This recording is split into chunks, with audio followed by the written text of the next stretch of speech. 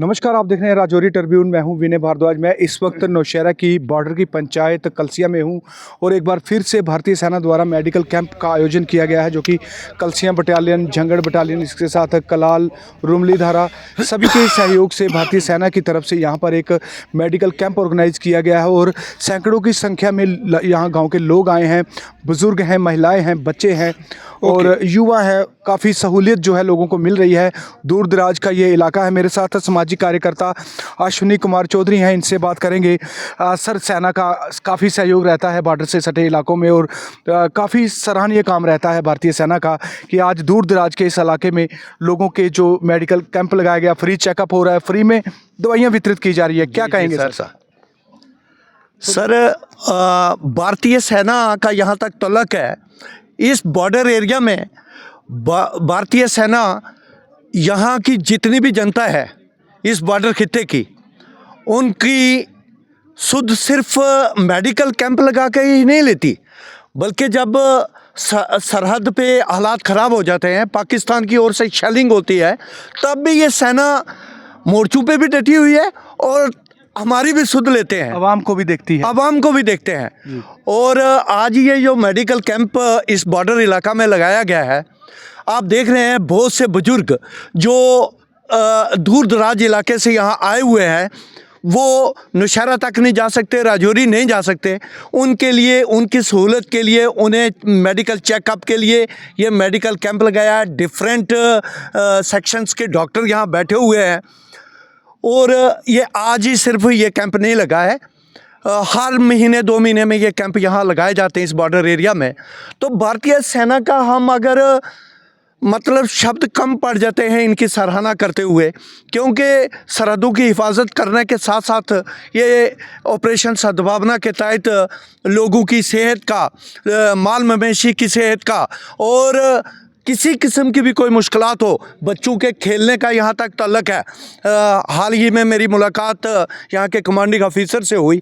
उनसे मैंने रिक्वेस्ट करी कि सारे बच्चे, शाम को यहाँ 100 बच्चा इकट्ठा हो जाता है और इस गैली ग्राउंड में उनके लिए खेलने का सामान, क्रिकेट किट, वॉलीबॉल का सेट और फुटबॉल, और उसके लिए भी उन्होंने कहा कि इन बच्चों के लिए, इन बच्चों को हम ये भी मुहैया करवाएंगे और करवाते भी हैं। बहुत अच्छी बात। और यहाँ मुनक्कद करवाते हैं ये क्रिकेट टूर्नामेंट, वॉलीबॉल टूर्नामेंट, जिससे जो नौजवान बच्चे हैं वो प्रशिक्षित भी होते हैं, मनोरंजन का साधन भी बनता है और बच्चे, हाँ बिल्कुल, बच्चे जो भटक रहे हैं इस वक्त, नशों की लत पड़ रही है बच्चों को, उससे बचते हैं और उनकी जो एनर्जी को प्रॉपर चैनलाइज किया जाता है इस भारतीय फौज द्वारा इस किस्म के प्रोग्राम मुनक्कद करके।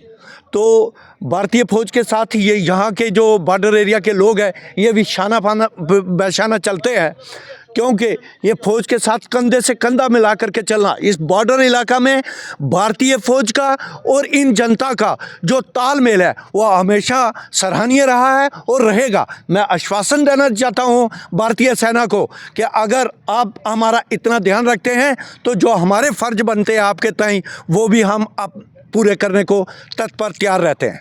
तो बिल्कुल, ये थे अश्विनी कुमार। और भारतीय सेना का कितना योगदान है इस बॉर्डर इलाके में वो इनकी बातों से ही पता लग रहा है। खेल कूद का मैदान हो, मेडिकल कैंप्स हों, या लड़ाई के द्वारा जब क्रॉस बॉर्डर शेलिंग होती है उसके दौरान जब इन्हें महफूज किया जाता है, जब जनता को यहाँ से सुरक्षित निकालने का काम वो भी भारतीय सेना करती है। अभी ऑपरेशन सिंदूर हाल ही में देखा, लेकिन यहाँ के लोग इतने बहादुर हैं, मैक्सिमम लोग यहाँ के भारतीय सेना में हैं और ये जानते हैं कि सेना के साथ किस तरह से का तालमेल जो है वो होना चाहिए और हमेशा ये कंधे से कंधा मिलाकर भारतीय सेना के साथ चलते हैं। एक बहुत बड़ा जो योगदान भारतीय सेना का रहता है और ऐसा तालमेल जो है वो देखने को मिलता है। तो सराहना करनी होगी यहाँ पर भारतीय सेना की कि इस तरह के मेडिकल कैंप्स ऐसे दूर दराज के पहाड़ी एरियाज़ में ऑर्गेनाइज किए जाते हैं जहाँ पर लोगों को बहुत सी सहूलियत होती है। अभी जैसे अश्विनी जी ने बताया कि इन्होंने आग्रह किया है, जो कमांडिंग ऑफिसर हैं उनसे आग्रह किया है कि ये एक बहुत बड़ा ग्राउंड है कि यहाँ पे कभी भर्तियाँ हुआ करती थी सेना की तरफ से, अब यहाँ पर खेल का ये ग्राउंड बनाया गया। बच्चों को,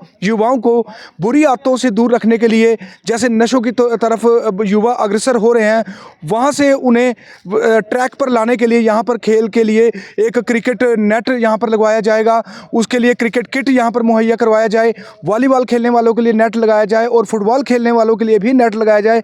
तो ये बहुत सारी चीज़ें जो हैं ये अश्विनी जी ने डिस्कस की हैं और सेना की तरफ से ये आश्वासन दिया गया है कि आपकी सभी चीज़ों पर गौर किया जाएगा और युवाओं के लिए और यहाँ के स्थानीय लोगों के लिए जो संभव प्रयास हो पाएगा। और रिक्रूटमेंट के लिए क्या कहेंगे? जो सर रिक्रूटमेंट रैलीज यहाँ मुनक्कद हुई इसी ग्राउंड में होती रही हैं जी।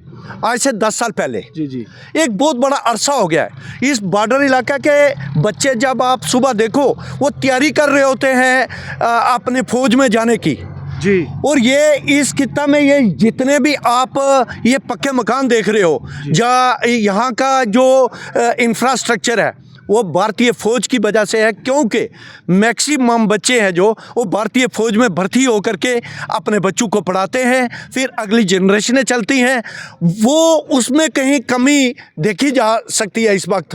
तो मैं आग्रह करूँगा कोर कमांडर साहब से कि इस बॉर्डर एरिया में मिश्रा साहब से मैं रिक्वेस्ट कर रहा हूँ कि इस बॉर्डर एरिया में और इसी गली ग्राउंड में आप एक रिक्रूटमेंट रैली की जाए, जिसमें ताकि इस बॉर्डर इलाका के बच्चे यहाँ भर्ती होकर के अपने जीवन को आगे चला सकें, अपनी रोजी रोटी कमा सकें। बिल्कुल, बहुत अच्छा पॉइंट है कि यहाँ पर एक बार फिर से भर्ती रैली जो है वो आयोजित हों, बच्चे भारतीय सेना में जाएं और देश के साथ भी जुड़ें और जो जज्बा भारत के लिए लोगों के दिल में है वो हमेशा जीवित रहे।